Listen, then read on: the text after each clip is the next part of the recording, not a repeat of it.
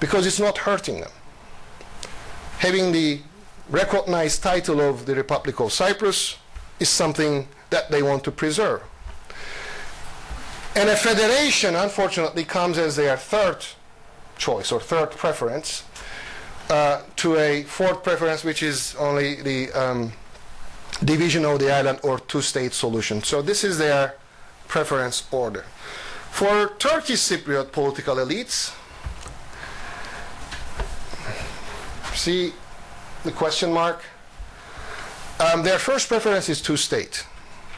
Why there was a question mark was because I prepared this particular slide a couple of years ago, and there was a different government in North Cyprus whose first preference was a federal solution. Mr. Talat and his party. Today, though, we have another Turkish Cypriot president, another Turkish Cypriot leader, whose lifelong sort of in his political career, he was an active supporter of the TRNC, the two separate states in Cyprus. Now, that's their first choice. Their second choice is a federal solution, and if that's not possible, they would not accept a unitary state model, meaning where they would be a minority, but they would prefer continuation of the ongoing situation, the status quo. Now, given all that, what lies in the future? Let me see if I have like 5 minutes, I think.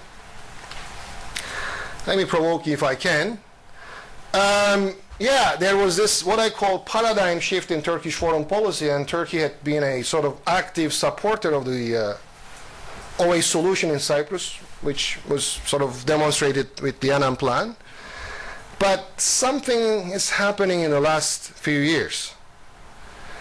First, Cyprus is sort of dropping from the priority list of Turkey in the Turkish foreign policy agenda, because it has been enriched by many other items. In 2004, Erdogan, I think there is this psychological thing that he considered himself as cheated. At least that's his perception by the European leaders, that, okay, you say you support yes in Cyprus and don't worry about it, you know, isolations will be lifted and Turkey will continue its membership and whatnot, but things were not in that direction. There was this Sarkozy factor, Angela Merkel factor, Turkey's EU membership, and of course Turkey's its own homework performance was not so great either. But all these things made Turkey hesitant to pursue a proactive policy in Cyprus in the last few years, unlike 2003 and 4. All right? But at least I can tell you that if somebody else pushes for a bizonal, bicommunal federation, a solution based on established UN parameters, sometimes they say, Professor, you got it wrong. Belgium is not a good model of federation. It's not really well functioning. I said, no, it is exactly the model for Cyprus, because if there is a solution in Cyprus, we are not going to kiss and make up next day. We're not going to start loving one another again next day. But we will have a power sharing system which will have problems in functioning from time to time. Let's hope that it will look like Belgium, where 400 days might pass without a government, but the country does not collapse and people do not kill one another. That's exactly why I call it Belgianization of Cyprus. Or in the future, the two sides might say, you know what, this is too expensive, too redundant. We solved the property issue. Why are we keeping all these double jobs and whatnot? Let's separate, well-wed divorce. That's the case, what I called Czechoslovakianization of Cyprus. But that can happen, the divorce scenario can happen after a federal solution, 5, 10, 15, whatever years later. So this is scenario number one. Scenario number two is if the Greek Cypriot side walks away from the table or says no in the future referendum again, in that scenario I say that three dynamics kick in at the same time. These three dynamics I coined as one, Taiwanization of North Cyprus, which means normalization of its relations without formal recognition, just like Taiwan, which actually started the Taiwanization process after the referendum. The amount of Turkish Cypriots' relation with the rest of the world before the referendum and today is different, more today.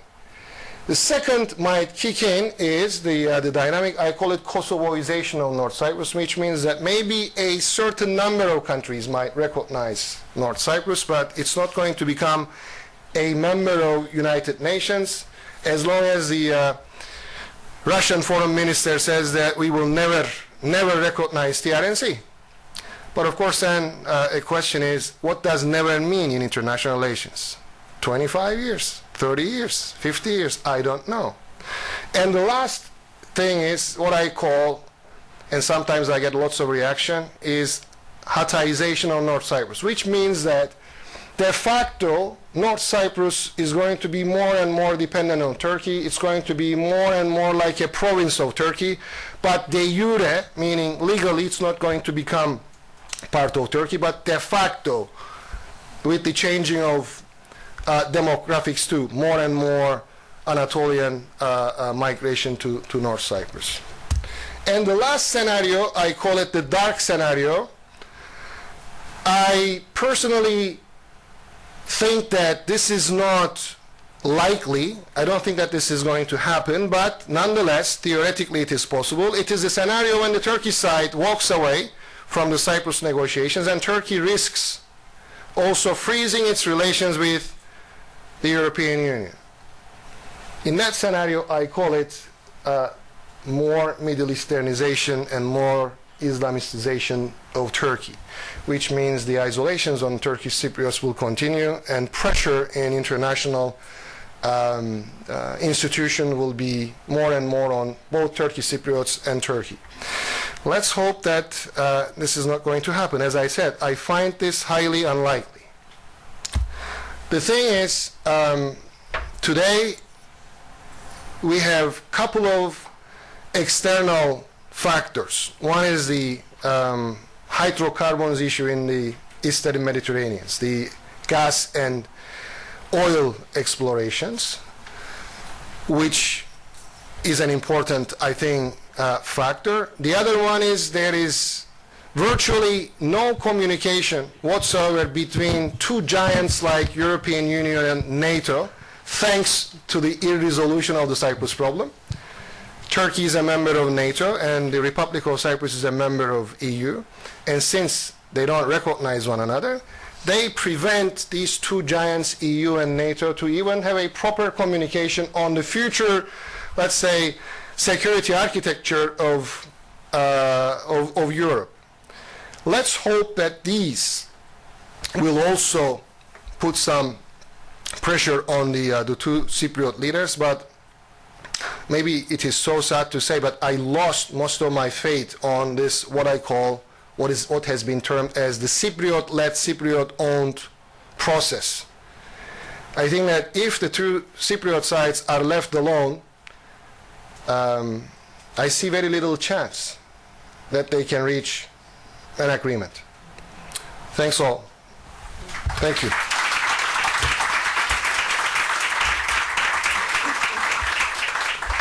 We have 10 minutes for questions.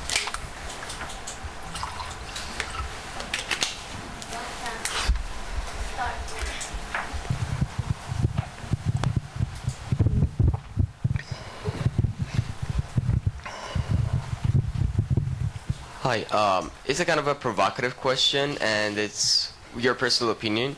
If you called Mr. Erdoğlu, or Mr. Denktaş, Mr. No, and Talat, Mr. Never, how would you categorize Mr. Christofias?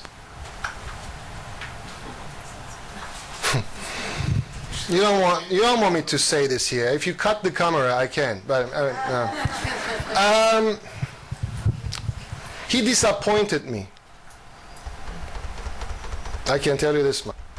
I had more support and sympathy to the guy at the beginning. I think that when he was elected, he had a huge chance. If you look at the public support to Mr. Christofias in 2008, 2009, it was like 70-something% of public support. That should have been exploited. But he dragged his feet a lot. I mean, he was very slow. Maybe at the beginning he wanted to make everybody happy, but you know that you're not going to make every single Cypriot happy in Cyprus. Some will be slightly unhappy, but he didn't take that chance.